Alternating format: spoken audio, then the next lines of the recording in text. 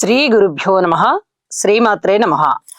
మా భక్తి టీవీని ప్రోత్సహిస్తూ ఉన్నటువంటి మా ప్రేక్షకులందరికీ ధన్యవాదాలు తెలియజేస్తూ 11 జనవరి 2026 నుంచి 17 జనవరి 2026 వరకు గల కాలానికి రాశి ఫలితాలు ఎలా ఉన్నాయో తెలియజెప్పుకుందాము.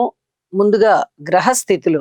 వక్రించినటువంటి గురువుగారు మిథున రాశిలో, సింహరాశిలో కేతువు, తులారాశిలో చంద్రుడు, అలాగే ధనస్సు రాశిలో రవి, బుధ, శుక్ర, కుజ, కుంభరాశిలో రాహువు, మీనరాశిలో శనిగారు. ఇక వారాంతానికి వచ్చేటప్పటికి 4 గ్రహాలు ఒక్కసారే మారి ఉన్నాయి. శుక్ర, కుజ, రవి, బుధ ఈ 4 గ్రహాలు కూడా ధనస్సు రాశి నుంచి మకర రాశిలోకి వెళ్ళాయి.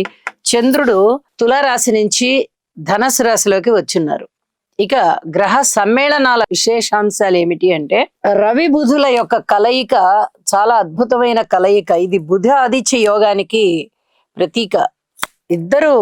బుధ ఆదిత్యులు ఇద్దరు కలిశారు కాబట్టి చాలా అద్భుతమైన యోగం అనే చెప్పాలి. ప్రతి రాశి వారికి కూడా ఏదో ఒక మంచి చేస్తారు. అలాగే శుక్ర కుజుల యొక్క కలయిక కొంచెం కోరికలు ఎక్కువగా ఉండడానికి, ఏదైనా సరే వీళ్ళకి అంబిషన్స్ చాలా ఎక్కువగా ఉంటాయి. చూసిన ప్రతిదీ కూడా సాధించాలి, మనకు కూడా ఇలా కావాలి అనుకునేటటువంటి లక్షణం ఉంటుంది. అలాగే కొంచెం స్త్రీల మీద కూడా ఎక్కువగా స్నేహభావం ఉంటుంది. ఆ స్నేహభావం ఏ విధంగా అయినా ఉండొచ్చు. కేవలం స్నేహానికి పరిమితం అవ్వచ్చు, లేదా వివాహేతర సంబంధాలకి కూడా దారి తీయవచ్చు. అది మిగతా గ్రహస్థితుల ఆధారాన్ని బట్టి, దృష్టుల ఆధారాన్ని బట్టి కూడా ఉంటుంది. ఇక్కడ శనిగారి దృష్టి కూడా ఉంది కాబట్టి కొంచెం జాగ్రత్తగా ఉండాలి స్త్రీల విషయంలో అని చెప్పి తెలియజేస్తున్నాను. అలాగే ఈ రవి శుక్రులు శుక్ర మూఢమిని తెలియజేస్తున్నారు. అలాగే శుక్ర బుధులు ఒక సున్నితమైనటువంటి మనస్తత్వాన్ని తెలియజేస్తున్నారు. బుధ కుజులు ఎలక్ట్రికల్ అండ్ ఎలక్ట్రానిక్స్ వస్తువుల పైన ఎక్కువ మక్కువని తెలియజేస్తూ ఉన్నారు. అలాగే ఈ ఐటీ రంగానికి సంబంధించి కూడా ఆ విద్య, ఆ వృత్తి వాటిట్లలో కాస్త నిపుణతని పెంచే విధంగా ఉంటుంది.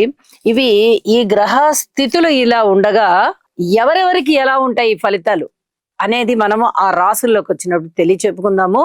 ఇక దృష్టుల విషయానికి వచ్చినట్టయితే గురుగారి యొక్క దృష్టి ధనస్సు రాశి మీద సప్తమ దృష్టి పడుతూ, ఈ గ్రహాలు 4 మీద గురుగారి యొక్క దృష్టి పడుతూ ధనయోగాల్ని ఇస్తున్నాయి. అలాగే విద్యా సంపదని పెంచుతున్నాయి, జ్ఞానాన్ని పెంచుతున్నాయి, పని సామర్థ్యం, ఉద్యోగ జీవితంలో చాలా చాలా మంచిగా చాలా బాగా చేస్తున్నారు అనేటటువంటి ఆ విధి నిర్వహణని సూచిస్తూ ఉంటుంది. అలాగే భూమికి సంబంధించి తగాదాలు లేకుండా, ఏదైనా వాహనాల కొనుగోలు విషయంలో, అమ్మకాల విషయంలో సజావుగా జరిగిపోయేటట్టుగా, రియల్ ఎస్టేట్ కూడా చాలా బాగుండేటట్టుగా ఇవన్నీ కూడా గురువుగారి దృష్టి చేత చాలా బాగుంటాయి. ఇంకా ముఖ్యంగా చెప్పాలంటే బంగారం బిజినెస్ చేసేవాళ్ళు, ఈ గోల్డ్ వ్యాపారస్తులు, తయారు చేసేవారు, వీళ్ళందరూ కూడా చాలా చాలా బాగుంటారు. ఇక శనిగారి యొక్క దృష్టి కూడా దశమ దృష్టి ఇదే ధనస్సు రాశి మీద పడుతూ ఉన్న కారణం చేత వాహన ప్రమాదాలు కానీ, హృద్రోగాలు కానీ, అలాగే ఏదైనా కొనుగోలు అమ్మకాల విషయంలో ఇబ్బందులు కానీ, వివాహేతర సంబంధాల విషయంలో కాస్త గొడవలు అవడం కానీ, అలాగే వివాహేతర సంబంధాలు ఏర్పడడం కానీ, స్నేహానికి అన్యాయం జరగడం కానీ, ఇలాంటివన్నీ కూడా ఉండే అవకాశాలు ఉన్నాయి. అలాగే గురువు గారి యొక్క నవమ దృష్టి రాహు మీద పడుతోంది. ఇది నాస్తిక భావాల్ని తగ్గించేస్తుంది. ఇది చెప్పదగినటువంటి సూచనగా తెలియజేస్తూ ఉన్నాను. ఇక గ్రహాల యొక్క విశేషాంశాలు ఇప్పుడు చెప్పుకున్నాము. రాశుల యొక్క వివరణలోకి వెళ్దాము. మిథున రాశి వారికి రాశిలో ఉన్నటువంటి గురువు గారు చాలా మంచి ఫలితాలు ఇస్తూ ఉండగా, తృతీయ స్థానంలో కేతువు గారి యొక్క అద్భుత ఫలితాలు ఉన్నాయి. మరి ఇక మిగతా గ్రహాల యొక్క ఫలితాలు ఏమన్నా బాగున్నాయా అంటే అంతగా బాగలేదు అని చెప్పాలి. జాగ్రత్తలే. ఇప్పుడు చూడండి, రాశిలో ఉన్నారు కాబట్టి గురువుగారు అనుకూలతలని ఇస్తున్నారు. ఆ రాబోయేది కూడా ఉచ్చ రాశి పొందడం కాబట్టి ఇక్కడ అనుకూలతలే ఉంటాయి. అయితే వ్యతిరేకతలు కూడా ఎక్కువగా ఉన్నాయి. ఇది జాగ్రత్తగా, శుభాశుభ మిశ్రమం అని చెప్పాలి. చాలా జాగ్రత్తగా ఆచరించుకోవాల్సినటువంటి కాలం. సప్తమ స్థానంలోనే బుధ, శుక్ర, రవి, కుజ 4 గ్రహాల యొక్క సంచార స్థితి చాలా ఇబ్బంది పెట్టేటట్టుగా ఉంది. వివాహేతర సంబంధాల విషయంలో జాగ్రత్తలు ఉండాలి. పబ్లిక్ రిలేషన్ విషయంలోనూ ఉండాలి. అలాగే వ్యాపార భాగస్వాముల విషయంలోనూ ఉండాలి, రాజకీయ నాయకుల విషయంలోనూ ఉండాలి. షేర్లు అలాంటివి కొనాలనుకుంటే కూడా అలాంటి విషయాలలో అధిక జాగ్రత్తలు తీసుకోవాలి. ఇలా ప్రతి విషయంలోనూ అధిక జాగ్రత్తలతో కూడి ఉండాలి. అన్నీ బాగుంటాయా అంటే అన్నీ బాగుండవు, అందరికీ బాగుంటాయా అంటే అందరికీ బాగుండవు. వారి వారి యొక్క జన్మ జాతకాలలో ఏదైనా కాస్త డ్రాబ్యాక్స్ ఉన్నట్టయితే ఖచ్చితంగా దెబ్బ కొడుతుంది. ఎక్కువ ధనాన్ని దేని మీద కూడా ఖర్చు పెట్టకండి, పెట్టుబడులు కూడా పెట్టకండి. అయితే మరి గురువు గారి ఉపయోగాలు ఏ విధంగా ఉంటాయంటే వ్యక్తిత్వం బాగా ఇనుమడిస్తుంది, కుటుంబం బాగుంటుంది, సంతానం బాగుంటుంది, వివాహాది శుభకార్యాలు కొంచెం అనుకూలం అవుతాయి, పిత్రార్జితం రావడానికి అవకాశాలు బాగా ఎక్కువగా ఉంటాయి. ఉన్నత విద్య కోసం కూడా మీరు ఎక్కువగా శ్రమ తీసుకోవచ్చు. ఇవన్నీ కూడా మీకు ఆనందం కలిగించే అంశాలు. అన్నదమ్ముల సహాయ సహకారాలు ఉన్నాయి, మనోబలం పెరుగుతోంది.